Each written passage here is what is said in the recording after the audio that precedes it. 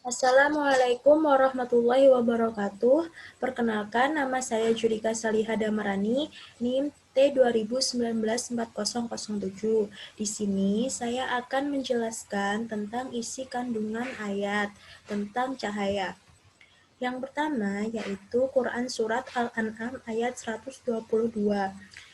Quran Surat Al-An'am ayat 122 yang berbunyi, A'udzu billahi minasyaitonir rajim. Bismillahirrahmanirrahim. Awama kana maitan fa ahyaynahu wa ja'alna lahu nuran yamshi bihi fin-nasi kama masaluhu fid-dhulumati laisa bi kharijin minha kadzalika zuyyina lil kafirina ma kanu ya'malun. Yang artinya, dan apakah orang yang sudah mati itu, lalu kami hidupkan dan kami beri cahaya yang membuatnya dapat berjalan di tengah-tengah orang banyak, sama dengan orang yang berada dalam kegelapan, sehingga dia tidak dapat keluar dari sana. Demikianlah dijadikan terasa indah bagi orang-orang kafir terhadap apa yang mereka kerjakan. Dalam tafsir Quraisy Shihab yang menjelaskan, dengan keimanan yang ada pada kalian, kalian tidaklah sama dengan orang-orang musyrik, orang yang dahulu sesat layaknya orang mati, lalu hatinya diberi cahaya petunjuk bagai kehidupan, diberi cahaya keimanan dan hujah yang jelas, hingga berjalan di bawah cahaya itu tidaklah sama dengan orang yang hidup dalam kegelapan yang bertumpuk. Seperti Allah membuat indah keimanan bagi orang-orang yang beriman, setan pun membuat indah kemusyrikan bagi orang-orang yang zalim dan ingkar. Maksudnya adalah orang yang telah mati hatinya dalam kegelapan, kemungkaran, kejahilan, dan kemaksiatan, yakni orang-orang kafir. Cahaya yang dimaksud adalah cahaya di mana dia dapat melihat perkara yang sebenarnya, memperoleh petunjuk jalan, mengetahui kebaikan dan mengutamakannya, mengetahui keburukan dan tidak melakukannya. Sedangkan kegelapan diibaratkan dengan kekufuran, kesesatan, dan kemaksiatan. Selanjutnya yakni ada Quran Surat Yunus ayat 5 yang berbunyi, A'udzu billahi minasyaitonir rajim. Bismillahirrahmanirrahim. Huwallazi ja'ala asy-syamsa diya'an wal qamara nuran wa qaddarahu manazila lita'lamu 'adada as-sinina wal hisab. Ma khalaqallahu dzalika illa bil haqq yufassilul ayati liqaumin ya'lamun. Yang artinya, dialah yang menjadikan matahari bersinar dan bulan bercahaya, dan ditetapkannya manzilah-manzilah bagi perjalanan bulan itu, supaya kamu mengetahui bilangan tahun dan perhitungan waktu. Allah tidak menciptakan yang demikian itu melainkan dengan hak. Dia menjelaskan tanda-tanda kebesarannya kepada orang-orang yang mengetahui. Tafsir Muyassar. Allah dialah yang menjadikan matahari bersinar dan menjadikan bulan bercahaya dan menentukan bagi bulan tempat-tempat perputarannya. Dengan matahari akan diketahui pergantian hari-hari dan dengan bulan akan diketahui pergantian bulan-bulan dan tahun-tahun. Dan tidaklah Allah menciptakan matahari dan bulan kecuali karena adanya hikmah yang agung dan sebagai bukti petunjuk akan kesempurnaan kuasa Allah dan pengetahuannya. Dia menerangkan hujah-hujah dan bukti-bukti petunjuk kepada orang-orang yang mengetahui hikmah dari penciptaan makhluk. Dalam ayat ini menyinggung satu sisi tanda-tanda kebesaran Allah Subhanahu wa taala dan dalam menciptakan jagat raya ini. Setelah itu mengetengahkan peranan matahari dan bulan di mana matahari telah berperan dalam bergairahnya kehidupan bumi dan makhluk yang hidup di atasnya dengan cahaya dan kehangatan sinarnya. Sedangkan bulan dengan sinarnya yang indah merupakan lampu tidur bagi makhluk bernyawa dan umat manusia. Selain terhadap sinarnya yang terang dan menghangatkan, perputaran bumi mengelilingi matahari dan bulan mengelilingi bumi akan menciptakan sebuah batasan waktu bagi alam semesta dan dengan berlalunya 4 musim akan terhitung sebagai 1 tahun matahari. Sementara itu, dari sisi lain, dengan berbagai perkembangan bulan, yakni sejak bulan berbentuk garis melengkung, terus berbentuk sabit hingga akhirnya ia bundar sempurna dan kembali lagi pada bentuknya semula, maka perjalanan ini memakan waktu 1 bulan. Dan hal ini membentuk sebuah penanggalan penghitungan waktu yang bermanfaat bagi umat manusia sepanjang sejarah, baik bagi mereka yang terdidik maupun tidak. Dari jenis ras dan kabilah manapun mereka dapat menggunakan perhitungan kerja dari kehidupan mereka.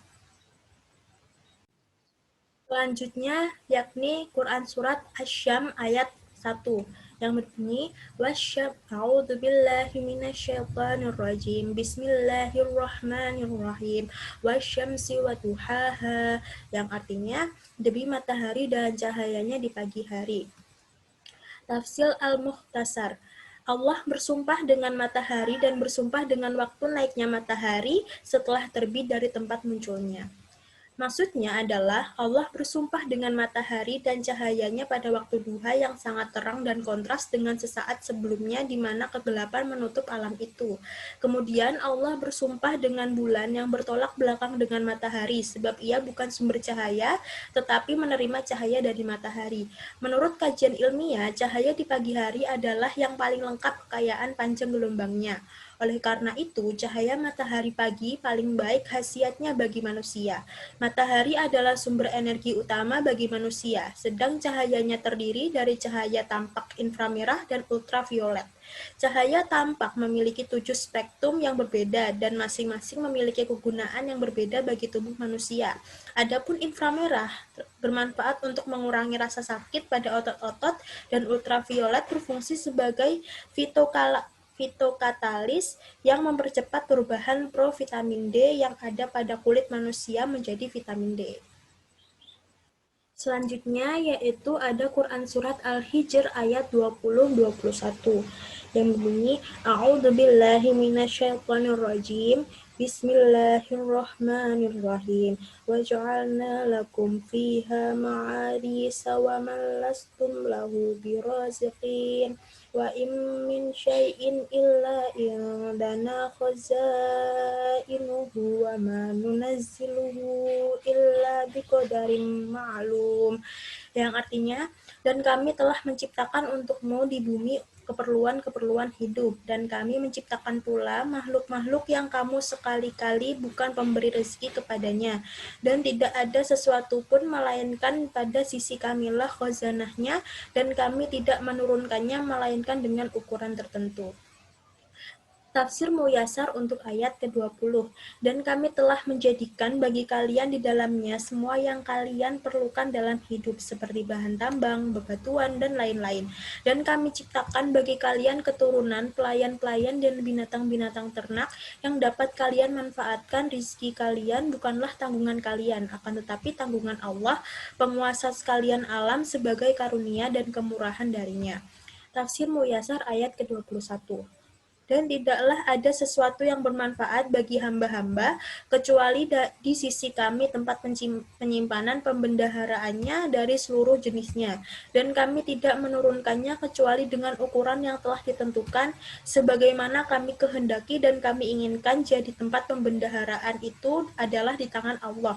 Dia memberikannya kepada siapa saja yang dikehendakinya dan menghalangi siapa saja yang dikehendakinya, sesuai dengan rahmatnya yang luas dan hikmahnya yang luhur. Pada ayat ke-20 diterangkan anugerah Allah Subhanahu wa taala yang tidak terhingga kepada manusia, yaitu Dia telah menciptakan bermacam-macam keperluan hidup bagi manusia. Allah telah menciptakan bumi dan seisinya untuk keperluan manusia. Dia telah menciptakan tanah yang subur, yang dapat ditangani dengan tanaman-tanaman yang berguna dan merupakan kebutuhan pokok baginya. Dia menciptakan air yang dapat diminum dan menghidupkan tanaman-tanaman, diciptakannya laut yang di dalamnya berhidup macam-macam jenis ikan yang dapat dimakan serta mutiara dan bahan tambang yang diperlukan oleh manusia dan menjadikan sumber mata pencahariannya. Dialah yang menciptakan segala macam sumber kesenangan bagi manusia itu. Sedangkan dalam ayat 21 diterangkan bahwa sumber segala sesuatu yang ada di alam ini adalah ciptaan Allah. Semua berasal dari khazanah atau simpanan pembendaharaan Allah, baik yang berupa sumber daya alam maupun sumber daya manusia. Manusia diberi tugas oleh Allah untuk mengelola, mengambil manfaat dan memeliharanya. Untuk dapat mengambil manfaat yang sebesar dari sumber daya alam yang tersedia, manusia perlu mengembangkan kemampuan dan keterampilan sumber daya manusianya. Dengan menguasai berbagai ilmu pengetahuan dan teknologi, kemudian untuk betul-betul dapat menggali sumber daya alam itu perlu modal. Hal ini sesuai dengan sunatullah, yaitu orang yang diberi rezeki hanyalah yang berusaha dan bekerja keras mencarinya. Sekian tadi pemaparan isi kandungan ayat dari saya. Kurang lebihnya mohon maaf. Wabillahi taufiq wal hidayah. Wassalamualaikum warahmatullahi wabarakatuh.